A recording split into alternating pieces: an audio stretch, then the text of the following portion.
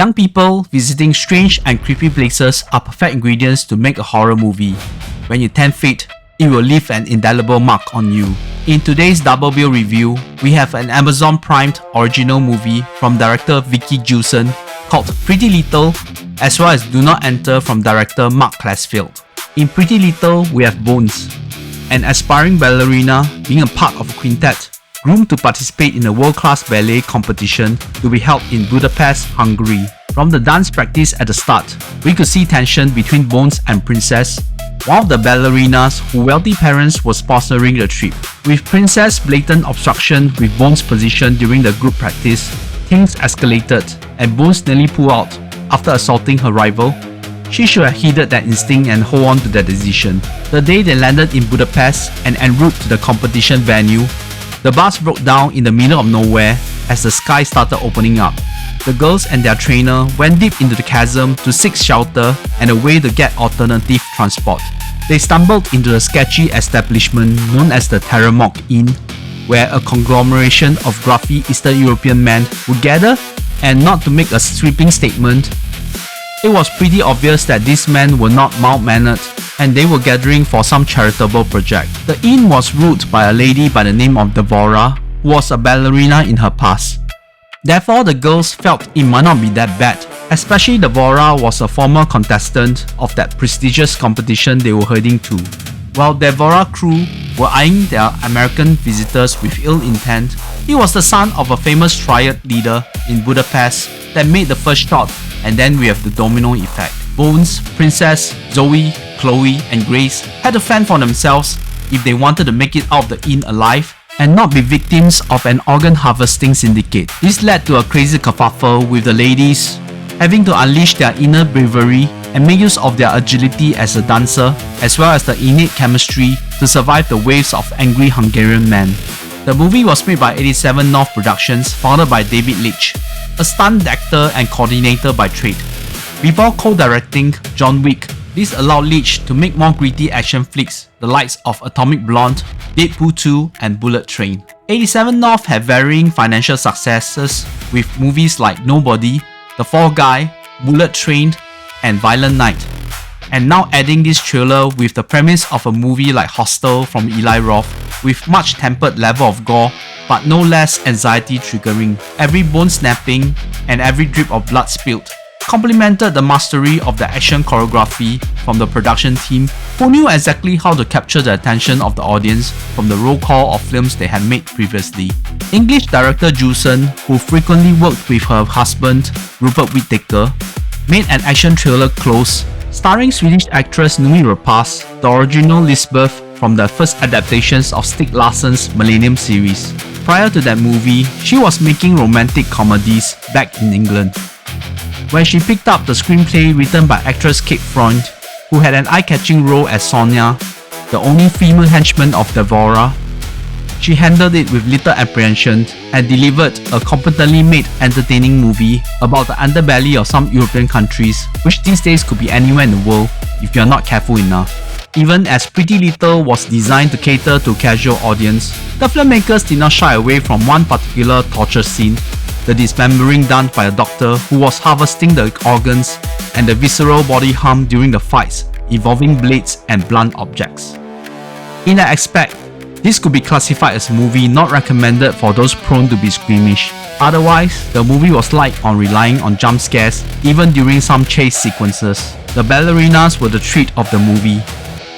Despite boasting the likes of Iris Apatow, daughter of renowned comedy genius Judd Apatow, and Millicent Simmons, the deaf daughter in The Quiet Place, our attention naturally falls on Bones, played by Maddie Ziegler, and her nemesis Princess, played by Lana Condor.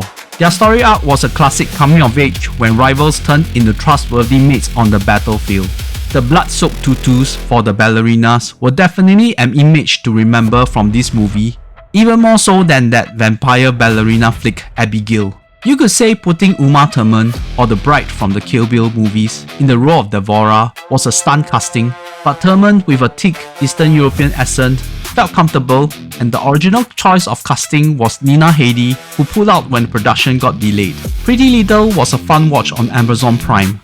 Although they could drive the intensity further with orchestrating a more urgent threat to our protagonist, and the ending with the final boss was a bit deflating when it transpired, it was still a good time for horror fans who wanted something more audience-friendly but not the overt commercial type. I'm awarding Pretty Little a 7 out of 10. Although I would not classify myself as an urban explorer, constantly seeking new and much vaunted abandoned buildings or structures to explore, I had my fair share of urbex adventure. By the way, do check out our channel known as the Out There Podcast, where we talked about some of our adventures, usually with an inclination in paranormal investigations. In Mark Classfield's Do Not Enter, the things this urbex crew indulged in was not worlds apart from me and my friends.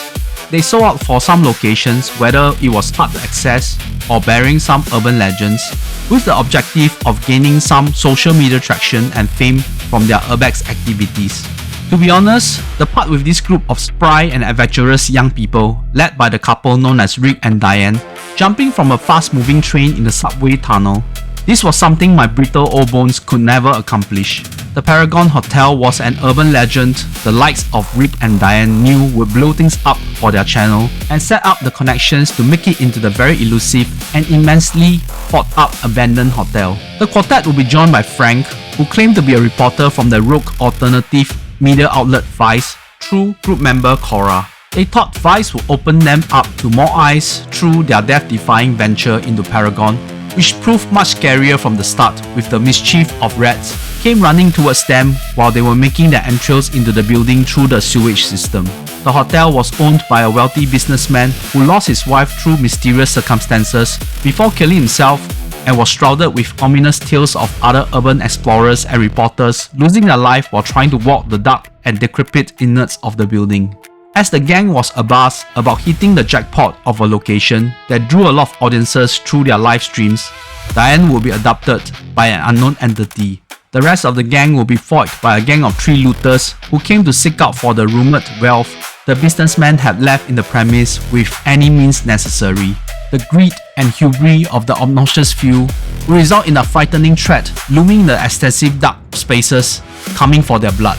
Do Not Enter was the debut feature film from Mark Classfeld, who had made music videos for the past 3 decades. If you are not sure if you had seen his works, just look at the stills from these endearing music videos he had directed in the past. It was not hard to see the music video sheen in the production of this movie. I just knew it lacked that bit of grittiness. The screenplay was written by Stefan Sasko, Spencer Mandel, and Dikega Hatno, adapted from the 2005 novel Creepers from David Morrell, who wrote First Blood, which was the basis for Rambo. The urban exploration was a perfect premise for a horror movie with unsuspecting victims stumbling into some unknown location, especially one with a well-documented dark past. While looking at the AI-generated structure of the hotel under the night sky would make your skin crawl, the grand and one-time opulent lobby was easy to pick one's interest. Unlike the well-looted and dilapidated cast of hotel buildings me and my friends would explore, the Paragon was well kept due to the reinforcement in keeping out trespassers. Still, the dark corridors, the motionless void in the guest rooms, those art installations in the public places, and the old-school elevator shaft with suspiciously looking elevators certainly added to the mood. We will come to know that occultism was at play as the businessman seek for wealth and much more, bringing physical harm to himself and his loved ones, and the abandoned hotel is now acting like a living and breathing Venus flytrap for unsuspecting victims for his nefarious scheme. We also knew that Frank was there to find his missing wife, who was part of a news reporting team wanting to uncover the secrets of the recalcitrant businessman. To me, Frank is the more memorable character than our protagonist, with none really fleshed out, and there was a chronic lack of chemistry between them. I was enamored by the aesthetics of Diane, played by Hong Kong-born actress Adeline Rudolph, who had a taste in the horror genre with roles in Hellboy the Crooked Man and the Resident Evil TV series.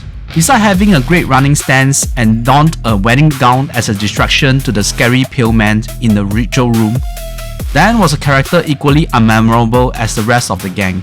I would like to give a limelight to creature actor Javier Botet. He played the goosebumps-inducing pale creature who had very few Achilles heels and will pounce on our characters like an agile animal. Spanish actor Botet had an eye-catching reprisal of the lights of Dracula in The Last Voyage of Demeter, the eponymous Mama in Annie Muschietti's Mama, and Keyface in Insidious The Last Key, and had featured in many contemporary classics like the Conjuring series, the It duology, and Crimson Peak. Do Not Enter as a Urbex feature felt a bit too glossy and not the most authentic representation. The source material from David Morrell's novel proved to be solid, but the scriptwriters failed to make it into a story that will leave a mark in the audience with poor characters development. Do enter the film for a fun time, as Do Not Enter is awarded a 7 out of 10. The premise of Do Not Enter gives me an opportunity to review a movie I caught last year without having the platform to do a review. Strange Frequencies Taiwan Killer Hospital felt like a mouthful. It's a 2024 Filipino horror based from South Korea's Gyeongjam Haunted Asylum about a group of social media influencers venturing into a well-known haunted hospital. This time round was the famous Xingling Hospital we looked into in our review of Hospital. Like in the premise of Hospital or Xingling Yiyuan, we opened with a foreboding warning for people who wanted to explore the derelict state of the old abandoned hospital.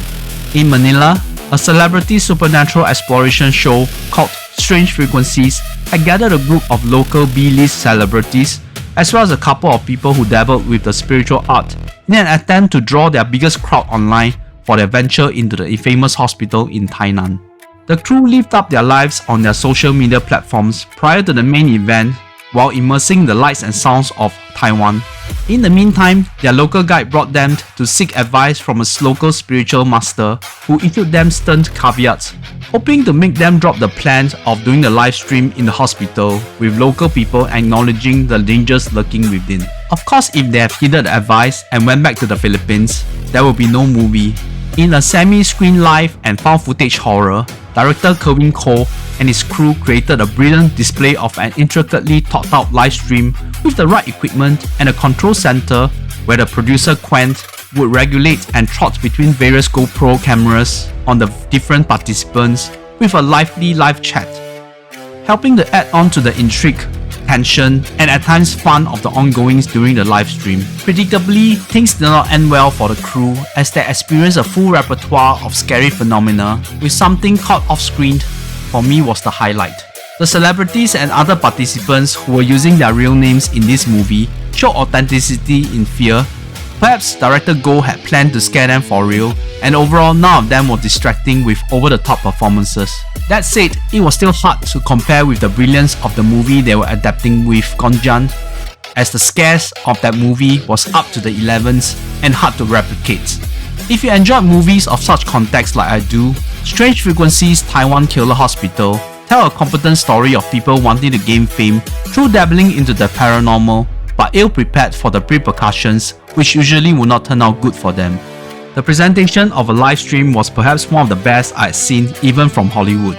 Therefore, I'm awarding the movie a 7.5 out of 10. Hope you have enjoyed this impromptu buy 2 get 1 free review of people entering places they should not have, facing perils of different contexts yet none less scary. Please help me to like and share if you could, and subscribe to the channel if you have not. There was no need to tempt fate by visiting scary locations when your job scope entailed you to have grave encounters like the characters in Jeremiah Kipps' The Mortuary Assistant and Brendan Christensen Body Cam.